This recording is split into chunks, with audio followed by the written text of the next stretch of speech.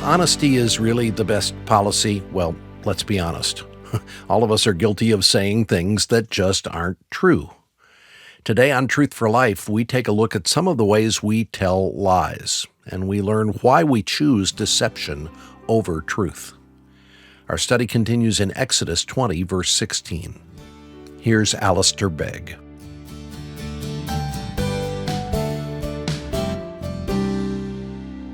Let me tell you another way in which we break the ninth commandment. We break it by rumor, the saying of things that just aren't true, the little gossipy statements about other people. There need be no basis to it. It need only be allegation. It can be a pack of total lies. But in the culture in which we live, where truth is relative and not absolute, where chaos reigns, where people love to believe the worst, where rumor abounds and sells millions and millions of magazines, we'd be hard-pressed to rebut the things said. You been involved in rumor lately? Passed any rumors on this week? Passed on any unsubstantiated information to anybody? Stuff that you've got no way of knowing whether it was true or not true, but you like the feel of it?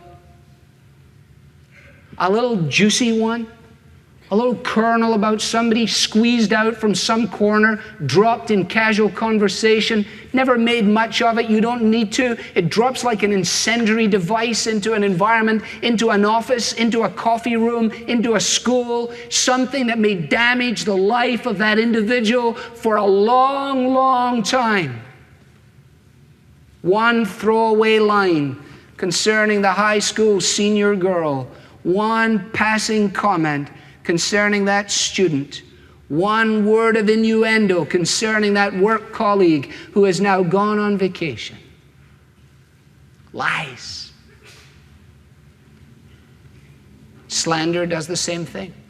Slander is a form of breaking the ninth commandment. We made much of it last time, we won't now. Deception is another way in which we do it. Romans chapter 3, Paul says of those who are godless, he says that deceit is on their lips. You can read that in verse 13 of Romans 3. They deceive by their very nature. We deceive our mums and dads, and some of us were very good at it. When we didn't want them to know something, we told them something they did want to know. Okay? So what you do is you volunteer information fast that is good information and is true information in the hope that they will not pursue from you other information which is not good. Believe me, I know how you do it. If you don't want to know who you were with, them to know who you were with, tell them about people you were with that you know they were glad for you to be with. And then as they get very glad about that, move on to something else in the hope that they won't come back and say, yeah, I know you were with so-and-so and that pleases me, but were you also with so-and-so? Deception. We do it in business. How about flattery? Flattery. Someone said about flattery, flattery is saying things to a person's face that you would never say behind his back. You don't believe it. You don't believe it's true. You drive in your car, you say the guy's a jerk. You meet him, you say, you know what? I hold you in the highest esteem. I have never once been so impressed with a presentation as by your presentation today. You phone your wife, you say, I think I might get a raise, man. He was pleased when I told him that. I told him his presentation was great. Your wife says, how was it? He said, it stank. That's flattery. That's lying. What about exaggeration? Do you ever lie by exaggerating? I do. I have to be honest. I probably one of the ways I can lie better than any other is by exaggerating. How cold was it? Man, it was minus 55 degrees. It was so cold, people were having their teeth extracted without any kind of anesthetic. How bad was it? Oh man, you read about the Second World War? That was nothing compared to this. How far is it? Oh, you could drive for 15 hours and you wouldn't have got halfway. And in point of fact, it wasn't that far, it wasn't that cold, and it wasn't that bad. What about creating false impressions? What about not correcting untrue statements when they're made? You're on a joint selling mission with one of your sales staff. The sales guy says something in the conversation, in the negotiation, that is patently wrong.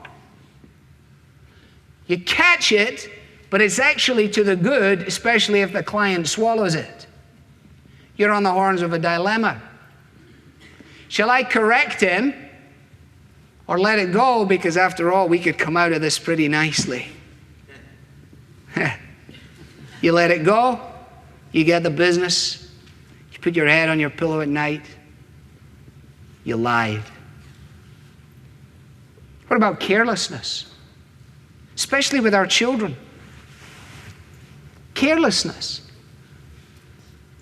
Samuel Johnson put this very well. I read it years and years ago when I first became a father. I thought it made so much sense. I've tried my best to deal with it. I'm not sure that I've come close to being successful. But Samuel Johnson said, accustom your children constantly to this. If a thing happened at one window and they, when relating it, say that it happened at another window, do not let it pass, but instantly check them.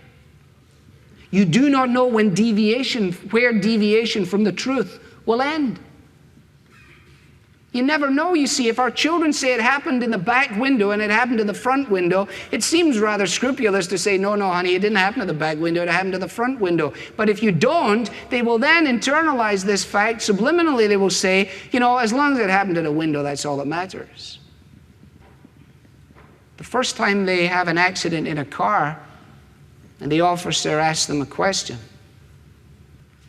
about whether they had their head out of the window or in the window, whether they had their seatbelt on or no seatbelt on, they may, having built up a legacy of 16 years of being careless about issues of scrupulous truthfulness, simply answer whichever way it helps them.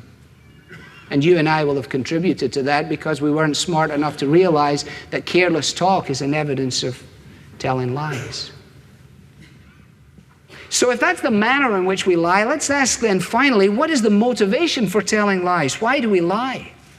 Well, back in the Garden of Eden, the reason the evil one lied was because of malice and pride. He wanted to be something that he wasn't, and he was malevolent towards those whom he could influence.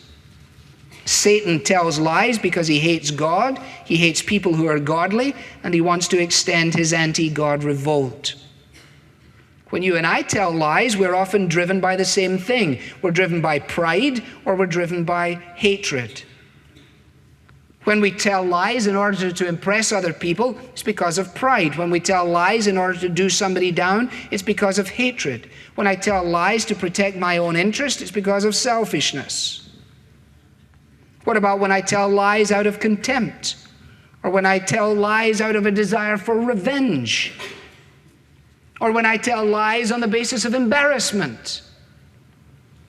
In the book, When America Told the Truth, the acknowledgement there on the basis of research is, quotes, just about everyone lies. 91% of us lie regularly. The majority of us find it hard to get through a week without lying. 1 in 5 can't make it through a single day, and we're talking about conscious, premeditated lies. Of the people interviewed, 92% said the main reason for their lying was to save face, and 98% said the reason they told lies was so as not to offend people. Now, we don't want to be offensive to people. But there are times when telling the truth will hurt and will offend, and the issue of truthfulness has got to direct us. Not whether a person's offended or not. Not whether a person's disappointed or not. Not whether they're grieved or not. Surgeons and doctors have to face difficult issues of truth-telling at many points along their lives.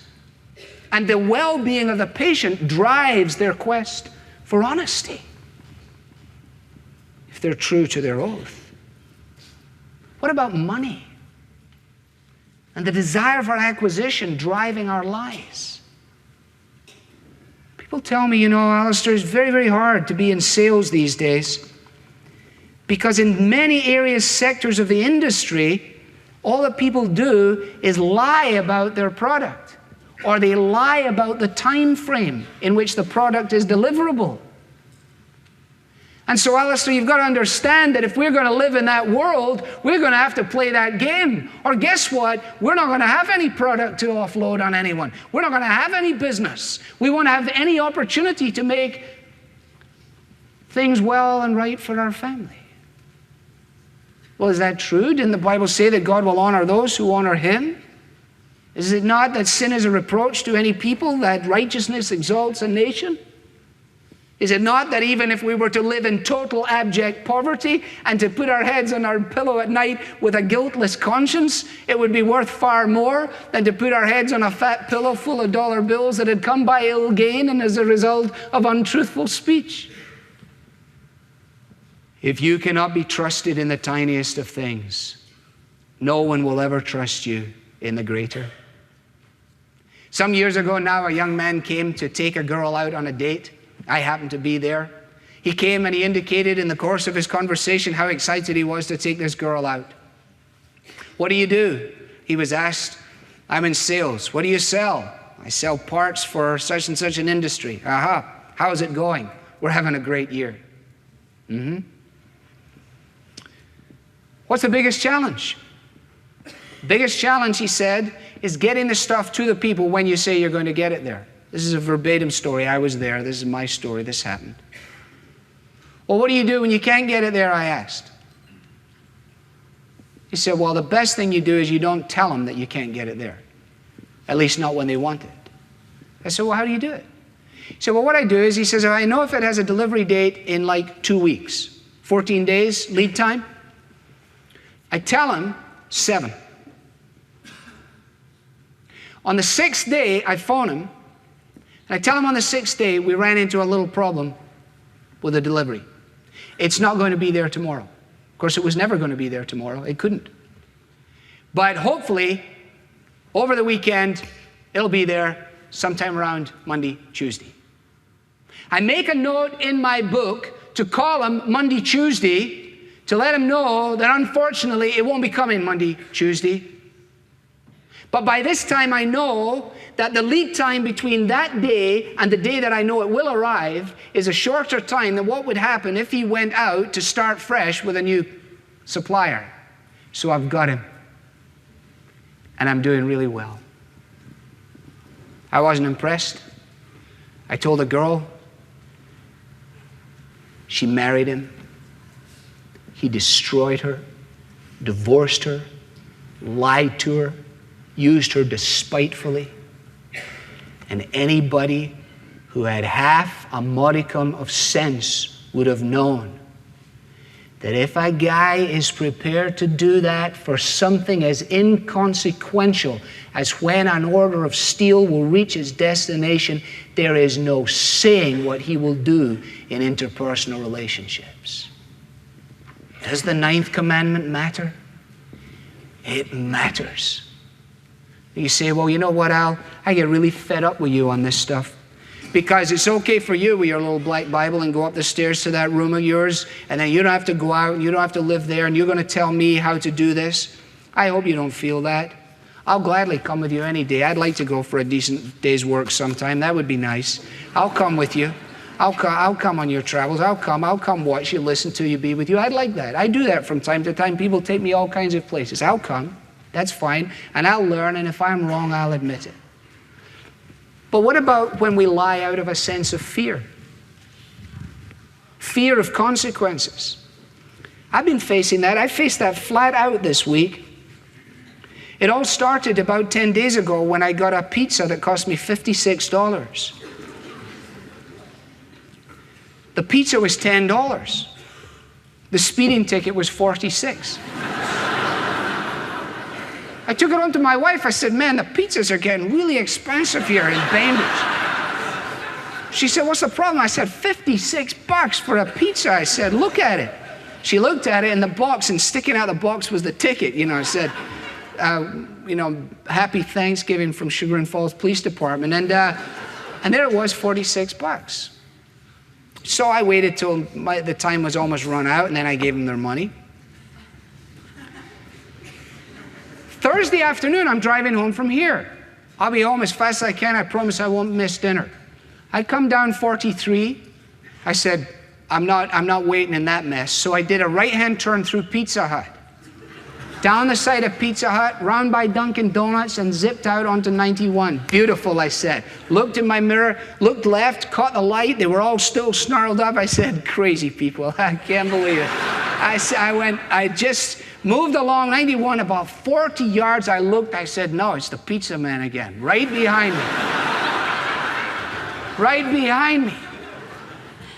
So embarrassing. It's really embarrassing. And then he got a flash and all those lights, and it just pulls you off around the corner. I'm trying to get as far away from humanity as I can.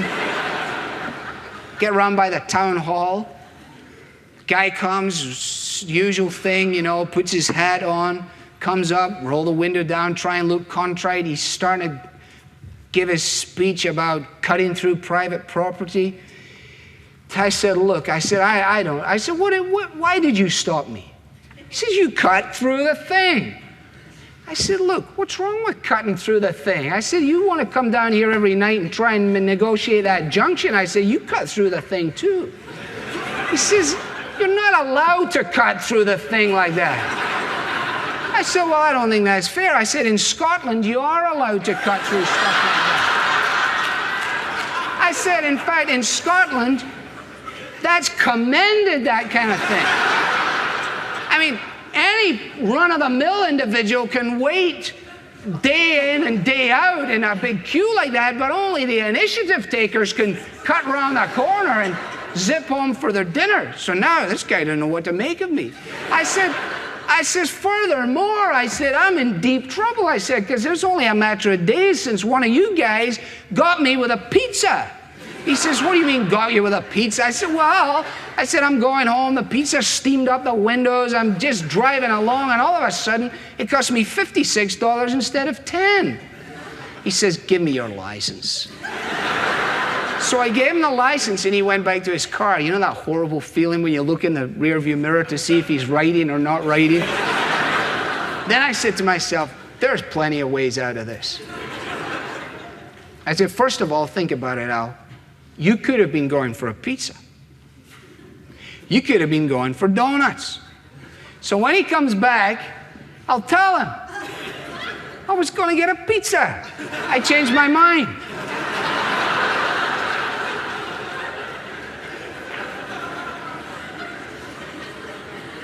So this is called lying driven by fear, okay? Because I know he gets me twice within the space of 8 days. I'm going to need a limousine service, or somebody's going to have to pick me up in the church bus. So he comes back. And he says, you were not exactly meandering through. He says, you were flying through. He says, it's obvious you weren't stopping for pizza. I says, I'm glad I wasn't going to use that line, I said to myself. I said, no, yeah, I was flying through. I said, I did it. And then he said, take care, Mr. Begg, and gave me my license.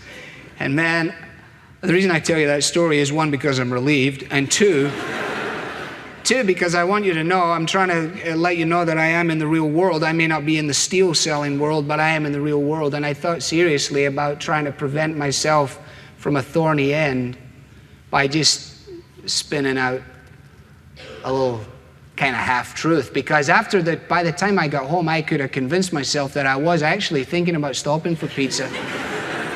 And then it had just slipped my mind, and then let me finish with this thought. We will never speak the truth until we know the truth. We'll never live the truth until we embrace the truth. Sometime in the early 1970s, Johnny Cash had a song. I won't sing it for you, you should be relieved, but one of the lines went, the young man standing in the witness stand, the man with the book said, raise your hand.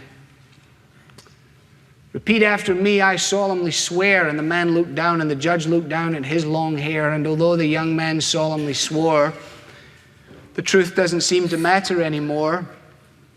It didn't really matter that the truth was there. It was the cut of his clothes and the length of his hair, and the lonely voice of youth cries, What is truth? That is what Pilate asked when Jesus stood before him. I find no charge against this Jesus. What is truth? And the reason that many of us are shackled by our lies is because we have never come to the one who is truth, who holds out to us the cleansing, the forgiveness, and the renewal that we need. Once again, the 9th commandment shows me I have a problem, reminds me that I cannot in and of myself cure it, turns me to Christ, who in this case is all truth and all life and all forgiveness. And it actually comes down to the question posed in the song that was being played before I began to speak. Jesus is at the door of your heart, seeking entry, seeking to take my lies and change them to truth, seeking to take my deadness and turn it to life, to take my darkness and turn it to light. So today, if you hear his voice, will you not heed his call?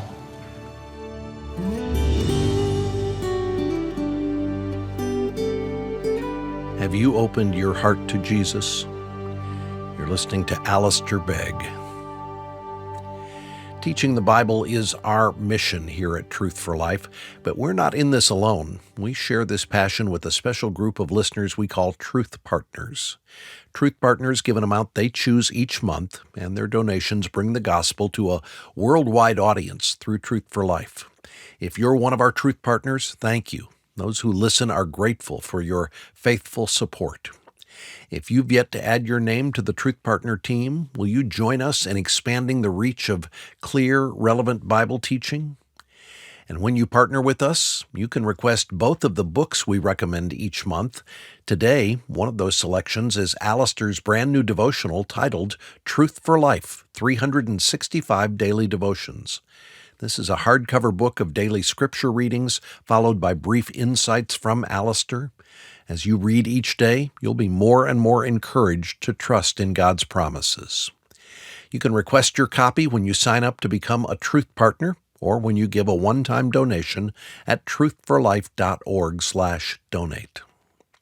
Well, today is a busy shopping day for many, and we don't want you to miss checking out the Truth for Life online store. You can buy extra copies of Alistair's new 365-day Truth for Life devotional to give as gifts. We're also excited to bring you another special offer. This is a leather-bound study Bible. This Bible is substantial. It contains more than 20,000 notes, as well as hundreds of maps, charts, and illustrations. Each book of the Bible is introduced by an overview that includes key themes, dates, and more. It's perfect for following along with Alistair's teaching. Alistair teaches from the same translation, the ESV. You can purchase your study Bible today from Truth for Life for only $25. Now this retails for $84.99, and the shipping is free. You can also find a bundle of highly recommended children's books that we've carefully selected for you to give to children in your family this Christmas. All of this is available online today. Go to truthforlife.org/features. It's also accessible on the mobile app. We hope you'll take advantage of these low-cost offers. And if you're able, we'd appreciate it if you can add a donation to your order to support the teaching you hear on this daily program. I'm Bob Lapine. Enjoy your weekend and time spent worshiping with your local church. Our offices are closed today. We'll be back Monday. Join us then as Alistair unpacks the 10th commandment and encourages us to be content with what we have. The Bible teaching of Alistair Begg is furnished by Truth for Life, where the learning is for living.